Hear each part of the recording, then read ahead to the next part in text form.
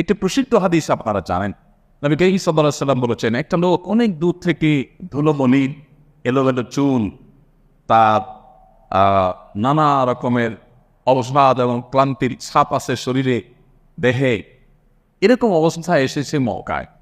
তার মানে আল্লাহর ঘরে হাজিরা দেওয়ার জন্য, হজ ওমরা করার জন্য অনেক কষ্ট করে বহু পথ পাড়ি দিয়ে এসেছে। এই লোকটা এত কষ্ট করে, এত ত্যাগ করে আসার পর যখন বাইতুল্লাহর চারপাশে তওয়াফ করতে করতে দুহাত তুলে আল্লাহর কাছে তিনি দোয়া করতে থাকেন,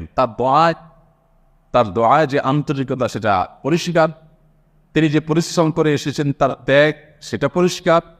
এমন দোয়া কবুলের মতো একটা জায়গায় দোয়া করছেন সেটাও দিনের আলোর মতো পরিষ্কার। নবী করিম সাল্লাল্লাহু আলাইহি ওয়াসাল্লাম বলেছেন, অবাক করা বিষয় হলো